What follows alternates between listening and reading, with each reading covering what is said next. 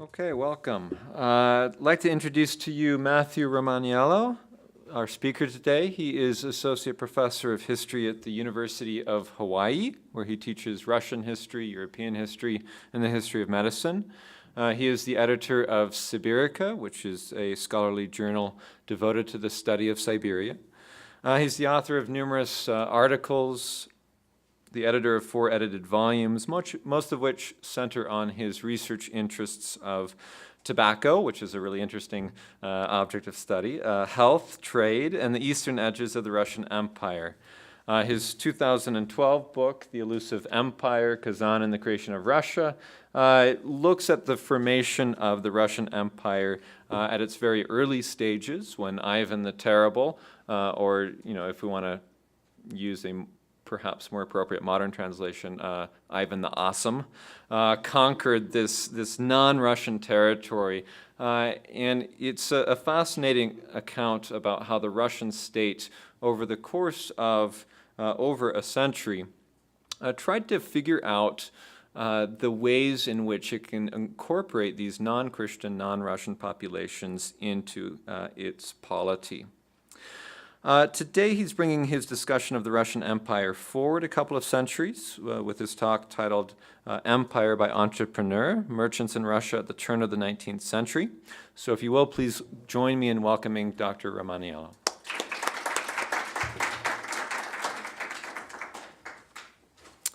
I'm happy to be here today and very grateful to Professors Larson and Hardy for asking me to come and talk about the current book project I'm working on and thinking a little bit about borders and migration. I'm going to have to stop myself from wandering back and forth. It's such my natural pastime. I want to briefly start by thinking about one particular merchant who we'll spend a little more time with before I'm done today, which is an American merchant, Peter Dobel. At the beginning of the 19th century, he published a travel account based on his experiences of having moved through Kamchatka and then across Siberia in Russia. And he's atypical for a lot of people writing about Russia in the 19th century. He's very glowing in his estimation, and I don't want to just sit here and read it, but calling Russia so truly Christian an empire, covering a sixth part of the habitable globe, whose government is energetic, whose industry is flourishing, whose soil is prolific, whose resources are inexhaustible, whose people are brave and virtuous, whose monarch is renowned for his wisdom, valor, and honor, is slightly odd when we think about the period he's writing in is actually just before the Crimean War, when Russia is visibly far behind the entire globe, at least the Western world. But Dobel's very much positive in his assessment.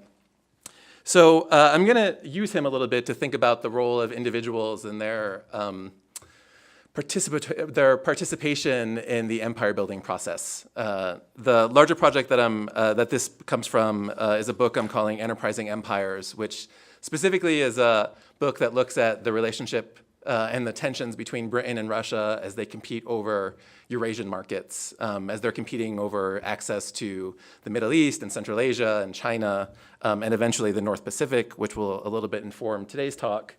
I'm going to be thinking specifically about the people who ended up serving two masters, who sort of worked on both sides of this equation and how that played out. Dobel is an outlier in that sense. He was actually an Irish-born American merchant who was appointed Russia's first consul to the Philippines, operating out of Russia's port in the Pacific at Okhotsk. His merchant career included a lengthy residence in China in 1798, when he was only in his early 20s. He spent a shorter period living in Manila in the Philippines. In 1812, he arrived in Kamchatka and then traveled across Siberia for the next year, which became the source material for the 2-volume ethnographic history of Siberia, Travels in Kamchatka and Siberia. In 1814, when he reached St. Petersburg, he actually wrote a proposal to the Russian-American Company, which was responsible for Russian trade in the North Pacific, explaining how they could fix their trade position in the Pacific. This seems to have inspired the decision to appoint him as Russia's first consul, their first ambassador, to the Philippines in 1817. By 1820, Dobel was actually removed from his post for smuggling goods from China to Kamchatka. He left Russia shortly thereafter, but somehow remade himself in the 1820s and early 1830s as Russia's main advocate in the West, publishing a series of books that I'll actually mention that came out in London, extolling the virtues of the greatness of the Russian Empire in an era when Britain was heading towards war with this country. So it's an interesting trajectory. Dobel's unusual career reflected the changing circumstances in Russia, both for its commercial and geographical position at the beginning of the 19th century. Dobel had left the British Isles as a boy and ended up in the new United States of America. He established his business in Philadelphia. First, he went bankrupt in 1803, leaving a variety of debtors behind in the city, and then head off to China. He was actually taking advantage of the geopolitical instability in the world. The chaos of the French Revolution disrupted Atlantic trade. Eventually, Britain pulls its ships out of the Pacific and tries to consolidate authority in the Atlantic. And Dobel, as a former British citizen who's now remodeled himself as an American citizen, decides to try to get into the Chinese market while the British are absent. His career actually sort of like what the Russian-American company was trying to do at the same time. When the British formally left, announced they were formally departing the Pacific in 1807 to go focus on the Atlantic and the Napoleonic chaos, the Russian-American company began a really aggressive expansion across the North Pacific. And that's when they started to talk about moving to establish a colony in California, which they eventually did. Tried their experiment to establish contact with Hawaii. The places that the British had been, they thought they could finally move into. So they sort of came together, Dobel and the Russian-American company had some common interests. Despite his career as a smuggler, Dobel has a long-term influence, or maybe because of it, ultimately. When the Russian-American company finally closed the North Pacific to all foreign merchants, Dobel is actually the person cited in their document 1821. Never again could we allow an American like Dobel to get anywhere near our illustrious northern Alaskan colonies, which produced very little revenue, by the way. The fact that they're staking this big claim on it is problematic in a different way. On the one hand, Dobel may not have entered Chinese or Spanish service in the Philippines, but he certainly used his connections and opportunities provided by Russian service as consul to outmaneuver, however briefly, the Russian merchants he was supposedly representing in the 1810s. On the other, Dobel reflects a new era of Russian commerce. He was one of numerous merchants who used the chaos of the Napoleonic era to try to exploit new commercial opportunities. He actually reflects the arrival of the Americans in the Russian market that happened quite extensively, especially after 1805. Russia had been a long-term market for North American exports, which I talk much more about in my book Beyond This. But they thought with Britain focused on the war, entering this conflict, this was an opportunity for the brand new United States of America to directly supply Russia and hopefully prevent the British from ever coming back into the country. While Dobel's Russian career ends in scandal, he does reflect this large group of transnational merchants that are at the forefront of my book, really, who operated in both Eurasia and the Pacific, and whose pursuit of fame, success, or simply profit ultimately overcame any loyalty to one state. Rather than suggesting that these men were working for or against Russians' interests, what I'm trying to suggest today, and that we can hopefully talk through a little bit, is that these transnational merchants, these men who claimed more than one identity, more than one nation that they were allegiant to, ultimately became a generator for imperial forces rather than a problem for it. Now, Dobel himself, I think in the long run we'll see perhaps was more of a problem. He's going to demonstrate a little bit of a change that's going on. What I want to talk about today first is some more of the British merchants operating in Russia at the end of the 18th century, the beginning of the 19th century. They very successfully sort of had this dual role where they were working officially for the Russian government, promoting Russia's interests in Asia, and then at the same time actually also supporting Britain's long-term interests in the same arena. For them, there's never a conflict between these two roles. They wanted to both maximize the potential of their own careers, but also dutifully serve both of these states that were, at the time, at war with one another. So Dobel is just one of numerous foreigners in Russian service in the 18th and into the 19th century. The Russian Empire was their formal employer, but their personal loyalties tended to be more fluid.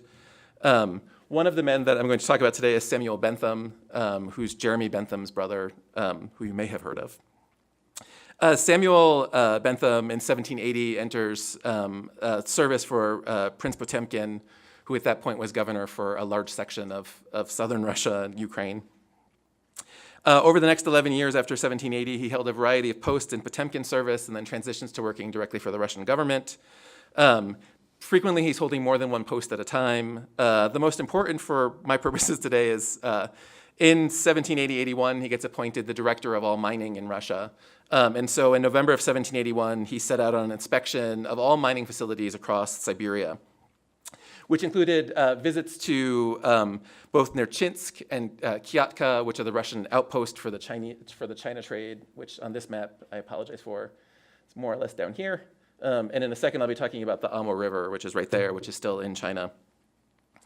After he returned to St. Petersburg, Bentham prepares a really long report about the state of mining in Siberia, as well as the people of Siberia. And he made a series of recommendations that are presented to the government to improve production. Because of the success of his investigation of mining, he gets appointed a member of the Russian Academy of Sciences, and he remains in Russia until 1791, when he finally returns back to Britain. Ostensibly, he was traveling to focus on Siberian silver production, but in most of his personal notes actually focus on Russia's relations with the China trade. In his notes about Kyatka, the city on the border, he was fascinated by the very tense relationship that had developed in the recent past. The ongoing problem that he noticed was the persecution of criminal activities at the border. He writes, according to the treaty between these two countries, those of one nation who passing boundaries rob and murder any on the other are to be punished with death. Yet according to Russian laws, at present, capital punishments are abolished. It happened in two periods, one time 4 years ago and one 3 years ago, that 7 Chinese criminals committed such disorders. They were taken and tried and beheaded according to the treaty. Bentham mentioned that the governor of Kyatka, the Russian governor, attempted to avoid seeing the trial and the executions of the Chinese criminals in hopes of being able to deny that China fulfill its obligations. If China had not upheld the treaty, Bentham observes, then the governor would not have been required to do so as well, which at that point was a violation of Russian law. Catherine had abolished the death penalty, so if Russian criminals were actually caught operating in China, according to the treaty with China, he has to execute them, but that actually makes him a criminal in Russia if he pursues it. This is in fact what happens when Bentham's there. The Chinese commander, to force the Russian governor to observe the practice, actually went into Kyatka and arrested him and then dragged him off to the trial to observe it, to make sure that everything was going to be followed. Bentham noted that Russian drunkenness and other irregularities on the border were adding towards the ongoing problems. All of the reporting on the ongoing diplomatic crisis over executing criminals actually precedes any discussion about Russia's embassies to Beijing, the China trade in general. Bentham was really focused on how the Russia-China relationship could break in his notes rather than how it could be improved. And I'll get back to it, but in fact, this is exactly what happens about a year later. The Chinese arrest some Russian criminals, and it leads to a major diplomatic break between the two countries. In addition to recording with actually quite happiness about the problems with Russia's relationship with China, Bentham also used his position to engage in some botanical espionage. Upon his return to St. Petersburg, he sent samples of seeds that he had gathered in Siberia and China to his brother Jeremy and Joseph Banks at the Royal Botanic Gardens at Kew. Bentham, in his notes to Joseph Banks, mentions that while he had done his best to acquire seeds of true Chinese rhubarb, which is a valuable medicinal product in the 18th century, he was worried that somehow he'd been secretly smuggled in Siberian rhubarb, which was not very as valuable. Modern-day edible rhubarb is the Siberian variety, not the then medicinal Chinese variety. So generally, Bentham used this opportunity of inspecting the mines in Siberia for the Russian government and making recommendations about improving production, ultimately to start sending information back to Britain, which he regularly does once he returns in conjunction with his brother. I don't want to suggest that Bentham was only ever operating in Britain's interests. He really does not see any conflict in working for both. After he returned from Siberia, Samuel Bentham undertakes a lengthy process to try to convince the Russian government that it was the right time for Russia to expand into the Amur River Delta, taking the territory from China. So what he wanted them to do is push out the border and seize all of this territory in the north along the Amur River. In 1784, Samuel Bentham shared the details of his proposal with his brother, sending in how excited he was about this plan. His brother, in turn, notified the Foreign Office in London about Russia's potential expansion into Asia. The key for Samuel Bentham was that Russia had just launched another major scientific expedition into the North Pacific, led by Joseph Billings, another British man in Russian employ, who I'll talk about in a second. Bentham had suggested that the conquest of the Amur would solve an important set of issues for the Russian government. He details them for his brother. It would solve Russia's difficulty of transporting American furs out of Alaska. Currently, they had to arrive at Okhotsk on the coast and then go over the mountains to get down to the trading post, first in Nerchinsk and then Kyatka, and then back into China. If they actually had access to the Amur, then they could just go down the river directly into China, saving months on the transit, which was very important for them. With Russia having a bigger presence in China and on the Pacific, they actually could be a firmer presence in the North Pacific, displacing the attempts by the British to claim the North Pacific, which was ongoing following Captain Cook's third expedition. He also was concerned that Russia having a firmer presence in China would solve problems for the British, and this is where it gets to be an interesting argument.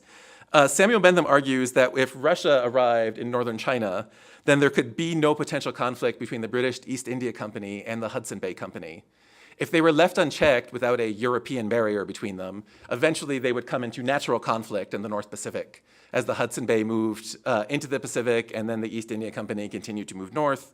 If Russia was there, that would prevent this potential tension and ultimately be far more successful for the British in the long run. Jeremy Bentham reports this plan to the Foreign Secretary about Samuel, adding in his own commentary, in which he agrees that everything that Samuel said was correct. It would be both successful for the Russians and the British in the long run. Jeremy Bentham's arguments are a little bit odder in the long run. Jeremy Bentham suggested that by letting the Russians claim the Amur River Delta and the territory and the population with it, would ultimately be a very important asset for the British. The Amur River, he writes, was 7 degrees of latitude beyond of the part pitched upon for the utmost limits of the British enterprise. It was far further north than the East India Company ever had wanted to go. And if the Russians had succeeded, it would never be a problem for the British, and I quote, to crush this infant settlement, and that, if they thought it necessary, by such underhanded measures, including instilling jealousies into the natives, raising quarrels apparently accidental among subordinates, and the like. So it would be no problem for them to seize the Russian colony because it was also equally far from Russia as it was from Britain. And he provides some options about how that may be pulled off. So Jeremy's suggestion to the British Foreign Office was ultimately that they should support the Russians' expedition led by Joseph Billings and any planned attempt to conquer the Amur, because ultimately the Russians would be far more dependent upon the British than they would be successful in running their new colony. As a result, the Russians would inevitably turn towards British merchants to handle some part of the new trade. So let them bear the expenses of the initial expansion, and then ultimately will profit.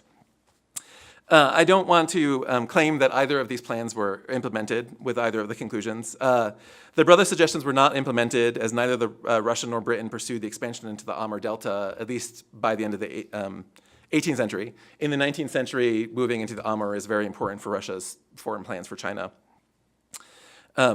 However, Samuel Bentham's attempt to persuade Russian authorities of the opportunity to conquer part of China was really one of these unique moments that I see regularly in the relationship between these two countries.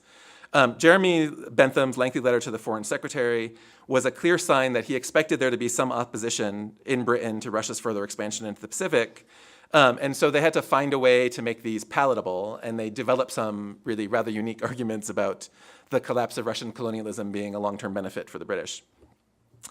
The key for both of these men, in some sense, was the Billings Expedition. And this is one of Billings' maps of the North Pacific.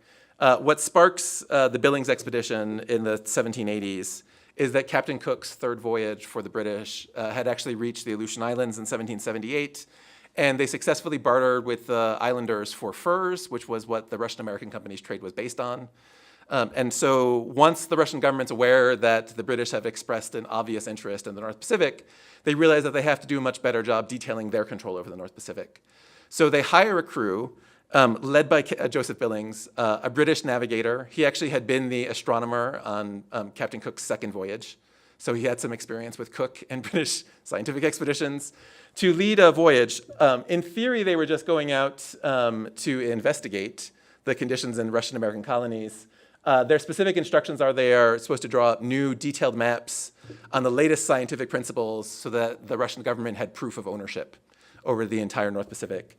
And what they're claiming is everything really from the coast of Okhotsk all the way across down the coast of Alaska and then the Aleutians. Alaska's out here, unfortunately.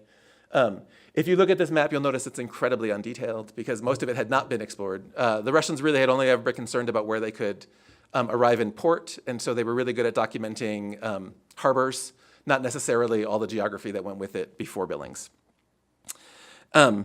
Joseph Billings is an interesting figure because obviously he has a long experience in the British Navy, and up until his arrival in Russia's employ, he had been part of the British naval expeditions throughout the Pacific for a couple decades. So there's a lot of concern raised both among the British community living in Russia and also back in London about why Billings has decided to enter Russian service.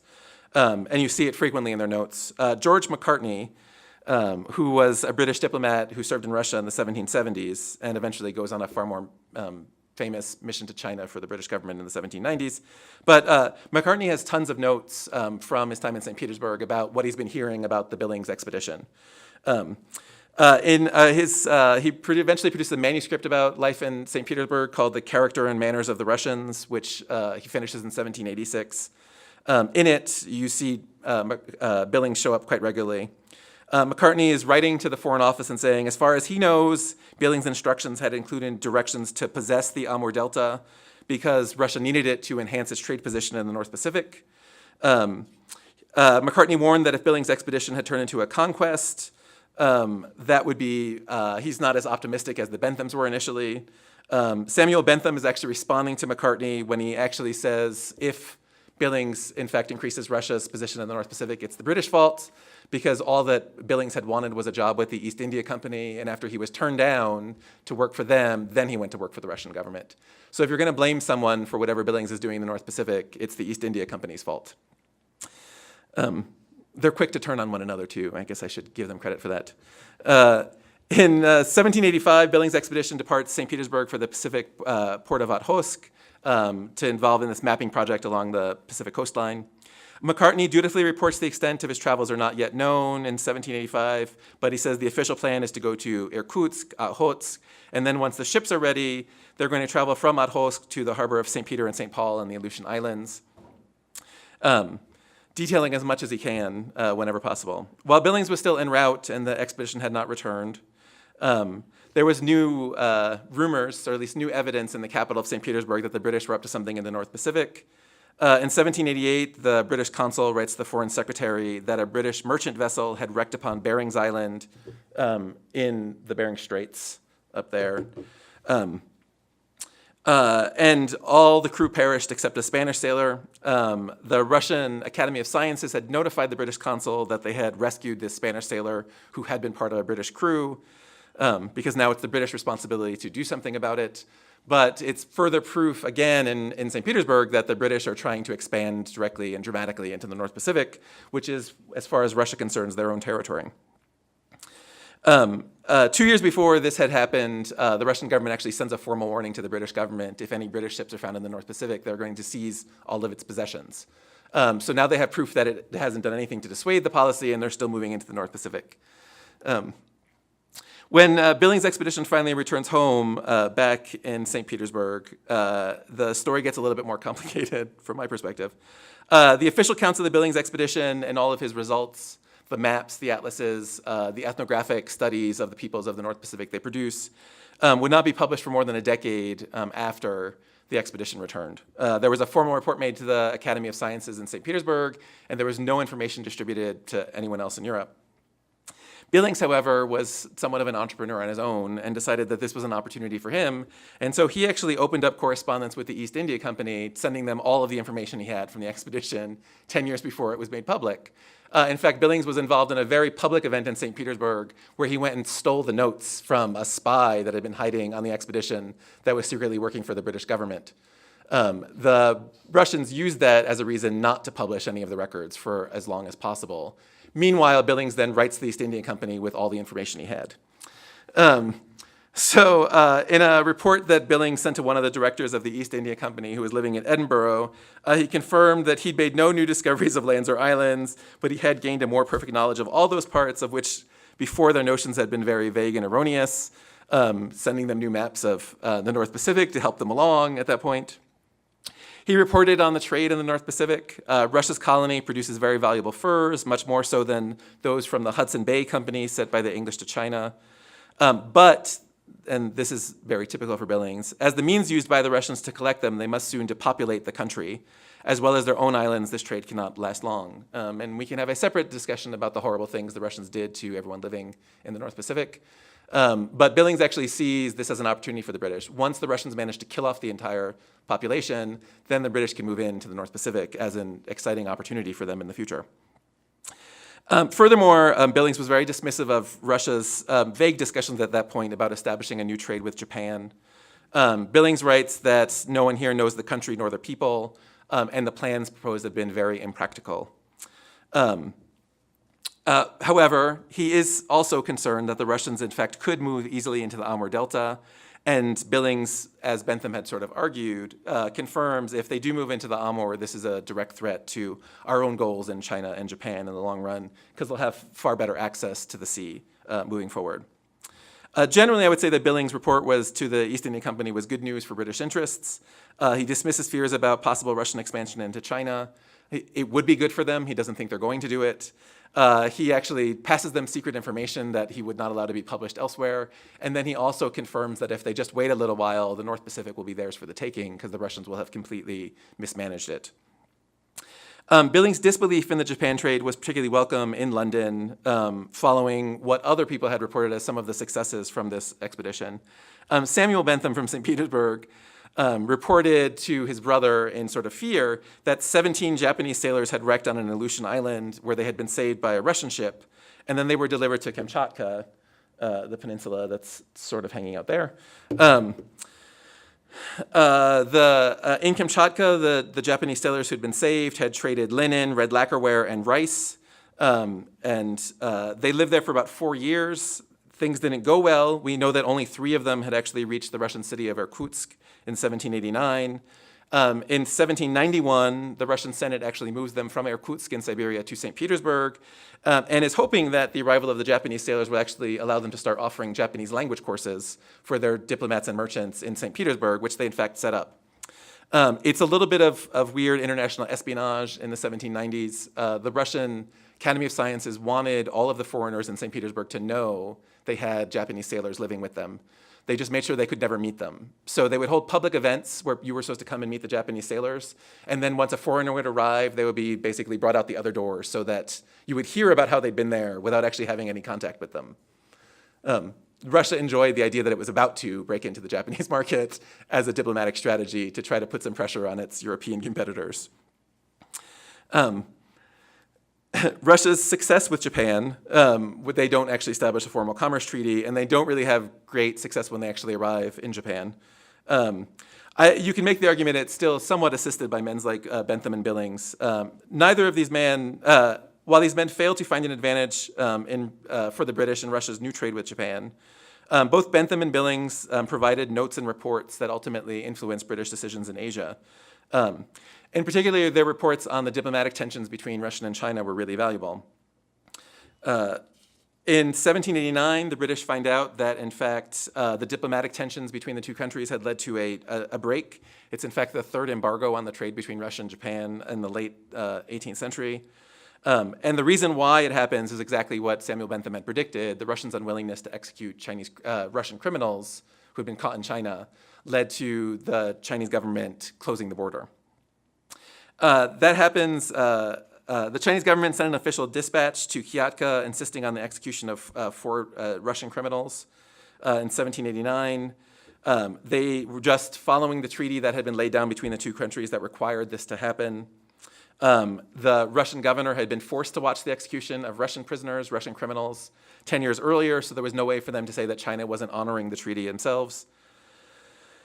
The British receive a translation or make a translation of the Chinese decree that was sent into the Russian government. There is a black market in buying diplomatic documents in the capital. But I love their translation. It's really wonderful. It says, "To be short, let Valdsky be dead. There remain 3 thieves who must be brought to the frontiers and punished in our presence. Then trade may recommence." So their understanding, the British understanding of the event is very clear. If the Russians don't execute the prisoners, they won't reestablish trade. There's officially no outcome of the case that I know of. I've looked through the Chinese correspondence, it doesn't arrive. But we do know in 1792, 3 years later, trade resumed, which suggested that in fact the Russians probably complied with the Chinese demand for the execution of their prisoners. The China trade would now be monitored. They make some changes to it. The Governor General of Irkutsk, rather than the one at Kyatka, was placed in charge of the China trade because the Russian government tended to find, they put the blame on him. Had the governor just done what he was supposed to, we wouldn't have had this 3-year embargo. But all of the details about the changing relationship, the appointment of the new governor, monitoring situations, go straight into the British diplomatic reports about what's happening with China. While Russia and China settled their border dispute in 1792, both Bentham and Billings' assessments of those events informed George Mccartney's formal mission to China, which leaves in 1792. Mccartney is this British diplomat who had spent time in Russia, but in his personal notes, he actually has all of the correspondence on the diplomatic break between the two countries, reports on the incident at the border, and the information on Russia's shipwrecked Japanese sailors in his embassy, as well as the plots to try to make sure everyone knew they were there but not meet them. Mccartney doesn't have a notable diplomatic success in China. I don't want to suddenly say that it produced great results. He refuses to kowtow, and that's the end of the mission. But the information that he's carrying through these Russian networks actually was thought to be very valuable. The Russian ambassador in St. Petersburg was required to send Mccartney all the latest information about China that he had in the capital before he left. So we know at least the British Foreign Office thought that Russia's Asia connection was a directly relevant for their own relationship with China. Russia, in fact, is really no more successful in the end of the 18th century in its Asian projects than the British were. But the British subjects in Russian service dutifully reported its successes and failures to the government. Men like Bentham and Billings had access to information on Russian activities that would not otherwise be available to the British. Bentham gets to travel all throughout Siberia, where the British are generally not allowed. So his notes on life in Siberia are one of the major sources the British have for knowing what's happening along the border with Central Asia and with China. It's interesting that not all this information flows through diplomatic channels. Bentham was sending information to the Royal Botanic Gardens, as well as his brother. Billings sent information directly to the East India Company. These informal networks, I think, are maybe as important, if not more important, for some of this type of information exchange. The historians David Lux and Harold Cook argued that information can flow through informal networks that proves to be more valuable than that in formal communication. Because the men involved in these informal networks were trusted contacts, and information from a trusted contact was far more reliable than one that came in from an unknown, untrustworthy contact. So Samuel Bentham may not have informed the Foreign Office, but he informed his brother, who in turn passed along his communication to those men he knew in the Foreign Office. It's the same process with passing information to someone like Joseph Banks at the Botanic Garden. Banks has a tremendous amount of influence in London at that time. So both Billings and Bentham's informal remarks ended up in the hands of the Foreign Office and were carried by Mccartney on his Chinese embassy, which confirms the British government finds these sources of information to be highly valuable. Russia may have needed its foreign experts for its own Asian projects, but in doing so, it also supported at least Britain's information networks across Eurasia. And having talked about the British being somewhat successful, working for both masters, I now want to turn a little bit towards thinking about a case that's slightly different as we have some time for this, hopefully. And that's really thinking a little bit more critically about the career of Peter Dobel. And I don't want to go on too long. He has a very unusual life. So this is just a little bit of the highlights. Dobel's born in Ireland. He establishes a business in Philadelphia in the late 1790s. He goes bankrupt in 1803, but is already living in China. So the attempts to actually get him to arrive in bankruptcy court completely fail. There's about 20 people who he owed money to, none of whom ever get repaid. He was, in theory, successful in his China trade from 1801 to 1808. He then moves to Manila, where he establishes a trade outpost in Spanish Manila. He arrives in Kamchatka to explore the possibility of shipping goods from Guangzhou or Manila up into Russia. So he arrives in Kamchatka in 1812. He travels across Siberia. He reaches St. Petersburg after about 2 years. After about 2 years, I guess later in 1814, he submits this memorial to the Russian-American company about how to fix their Pacific trade. And he has extensive amount of details in the what he thinks needs to be done based on his long expertise of operating in the Pacific arena. He actually suggests that the Manila trade will actually be very important for the Russians, which they've never experimented with. They had fairly bad relationships with the Spanish at this point in time. He suggests, as everyone else did, taking control of the Amur River to gain some easier access to the Pacific and transport more directly to Irkutsk, which was the capital of, or at least the headquarters of the Russian American Company. He actually believed that if they could have a firmer presence in the Pacific, this would ultimately check the East India Company, which in theory he's interested in. Unlike the British working for the Russian government, Dobel is an American who has no loyalty to the British, and so trying to prevent the British from having greater presence in the Pacific was strategically wise for him. And furthermore, he actually says, if you're not concerned about the British, and really a great moment of the memo, you should be concerned about the fact that the Dutch, the Danes, and the Swedes, none of whom had a tremendous Asian presence, but they're all arriving in Manila and are going to prevent you from ever getting a foothold. So he offers some suggestions about what could be done to fix it. Basically, they had to have a firm presence in Guangzhou. Russia's trade with China could only flow overland through Nerchinsk, not overseas. He says that needs to be fixed. You need to establish a permanent presence in Manila, perhaps even a Russian-Spanish company that would operate there. He outlines lots of goods they could bring back from Manila that would be welcomed in Russia, which included Manila chocolate, which he's obsessed with, writes about it all the time. He should have starved, according to him, in his travels across Kamchatka, but he had Manila chocolate, which warmed his heart, and therefore he never had any problems. So he thinks that Russians would love to have more chocolate if possible. Following that, he does get appointed consul to the Philippines in 1817. Officially, he's supposed to set up an office in Okhotsk, the Russian port, and then monitor prices in Manila and then also in Guangzhou and report that information to the Russian American Company. The Russian American Company never trusted him. In the document that details his appointment, it also warns the governor in Okhotsk that he's been sent 2 secretaries by the company to make sure they're going to keep an eye on him because they're a little bit concerned about what he might do while he's there. And sure enough, by 1820, he's fired. What they had discovered was that he had first bought a house in Kamchatka, and it was illegal in Russia for any foreigner to own property, immovable property in Kamchatka. It was reserved just for the Russians. They also discovered that he was actually shipping goods from Guangzhou and Manila directly to Kamchatka.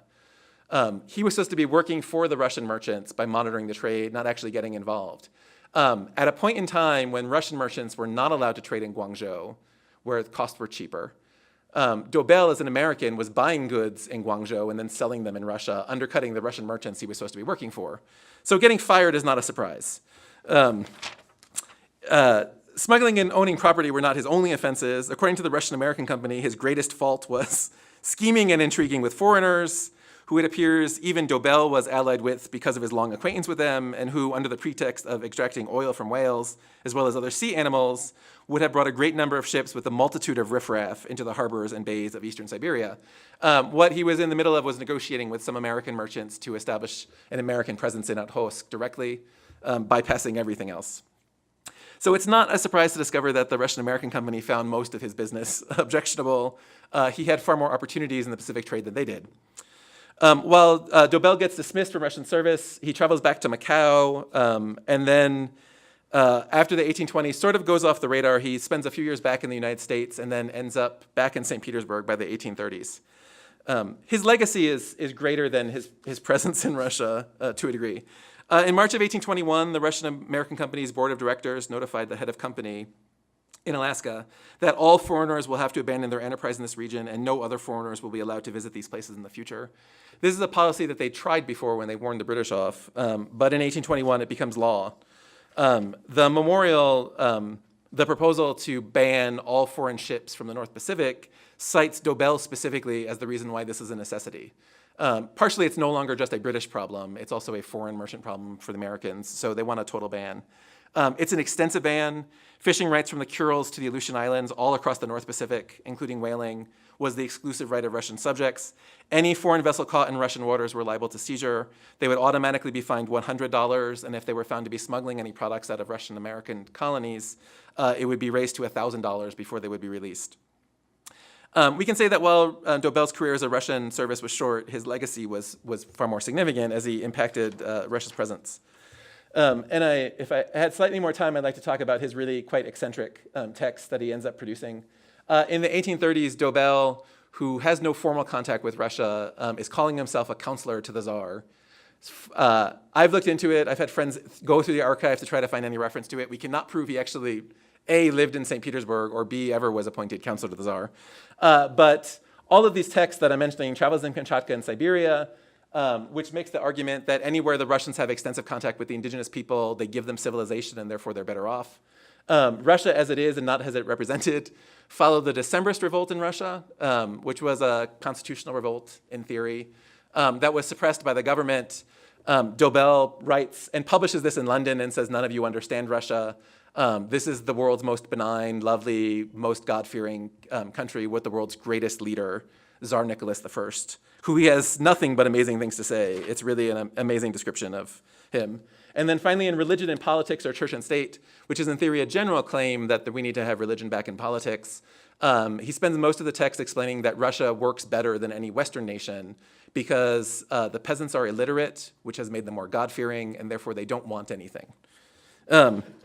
He says, look into the hut of a poor Russian, how happy he is with his black bread, milk, eggs, and cabbage soup, bread that a beggar in England will hardly deign to eat.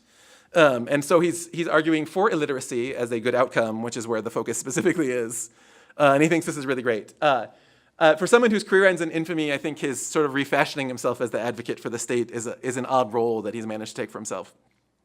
I don't think you could argue that Dobel succeeded as a diplomat, and his career as a merchant smuggler was shortened by having been caught by the Russian government, but his enthusiasm for his former employer never wanes. I'm convinced there is no kinder assessment of Nicholas I than the one in Peter Dobel's works. From his privileged position as an outsider in Russian society, he may not have seen the country clearly, and every time he talks about Russian society and its social ranks, he has just crazy wrong things built into the text. I'm not actually sure how much of the country he really traveled through or who he may have spoken to in the entire trip. He really knows nothing. But his interesting perspective, it's unique, adds some dimensions to our understanding of Russia's early relationship with the United States and also foreign powers at the beginning of the 19th century. Experiences of men like Dobel, Bentham, and Billings in Russia's service reflects the complicated outcomes of foreigner careers in Russia. Dobel demonstrates the negative impact one individual could have on state interests, as activities as Russia's consul inspired the Russian-American company to ultimately ban all foreign merchants in the North Pacific. Men like Bentham and Billings, however, with long successful careers promoting Russia's interests in Asia and the North Pacific, did so in a manner that they thought also supported British expansion into those regions. For these men, there's no conflict in serving two states, demonstrating the difficulty of sort of applying modern nationalism into the past, even in the 19th century. Their lives are integral pieces to a broad geopolitical and commercial interests of competing empires. Restoring these men to historical narratives provides some important context for rethinking imperial expansion at the turn of the 19th century. Thank you.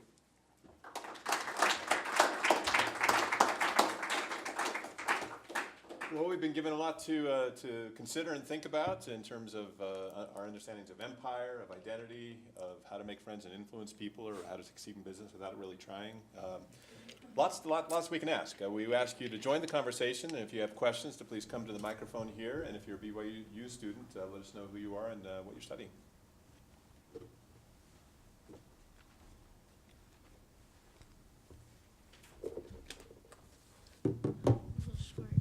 That's fine. My name is Elif Barnhart. I'm studying Ancient Near Eastern Studies, so the Old Testament and Ancient Hebrew. So I think it's safe to say that Peter Dobel takes a lot to fulfill everything that he did. From your studies about him, what would you say his strongest personality trait was? Oh, that's a very difficult question. So I want to say, I'm going to preface this, and then I'll try my best to answer your question. I spent some time as the editor of the Journal World History, and so I was really interested in trying to think about individuals and their effects on sort of broader processes. And Dobel I sort of found by accident. So there was one point when I was just reading up all travel narratives about Siberia, and I came across Travels in Kamchatka and Siberia, and I had no idea who he was. And he's, in that text, is a really unusual man. He's very confident that he is the great leader of the West who can save Siberia through a lot of the text. So all the indigenous peoples are constantly robbing him or lying to him or panicking. He frequently calls his Cossack guide a perfect woman because he's always panicking, so he must be like a woman. And he's like, I just applied my reason to it, and I came up with a solution that saved us all. So he's very confident in his writings, but I think he's also a little bit of a confidence man. He successfully moves from career to career and takes very little consequence for himself along the way. And so I think he has an ability sort of to be a self-made man. He has the confidence to recreate himself continuously and keep claiming more and more important titles for himself as proof of his success. While when we look into his life, we actually see it's a lot of the opposite. So there's definitely a disconnect in the way that he wanted to be seen and understood versus what was going on a day-to-day basis. The reviews of Travels in Kamchatka and Siberia, which is by far his best-known book, as you see, it goes into multiple editions in different countries, gets reviewed extensively. The reviewers are really positive about it because he's so confident and capable of saving these indigenous peoples who are completely helpless without his intervention. They think that's really wonderful. The thing that's very confusing about it is no one can actually figure out who he is. So the reviews that come out in London, one of them actually says, he writes so well he could be an Englishman, but we suspect he's Russian. I think because of all the positive things he says about Russia, which strikes them as being so false. So he's definitely a bit of a contradiction. He's an interesting figure. And that's about the best. I don't know. We don't have any of his personal papers, so we can't really sort of see beyond what he wanted people to know about him. So there's a little bit of a gap there in how we can sort of think about what he's doing. He's not the craziest person in my book either. I can top him, but he's a good moment.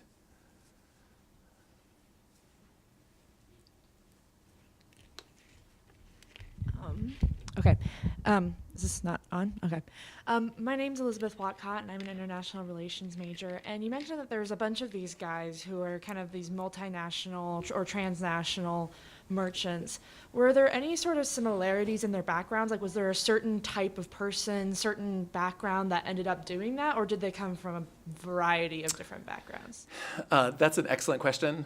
My work on this has really been primarily, except for Dobel, they're all British, the people that I work with, because I was really thinking about the British operations in Russia in this period, and mostly they're all members of the Russian, they're mostly members of the British Russia Company.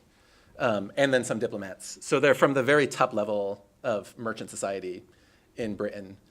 They do have similar backgrounds in terms of education and wealth and access. They're frequently all from the same family.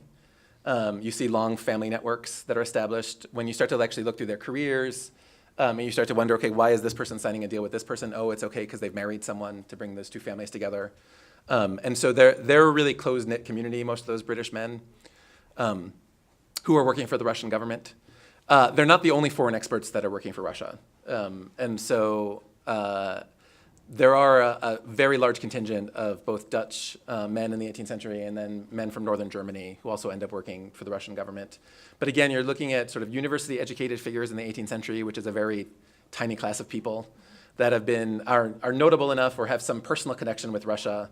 Says a family member's gone over already, or their professor had perhaps worked for the Russian government already. That sort of establishes a network to bring them out. And so they're really working with a sort of small segment of Europeans in general. Thank you.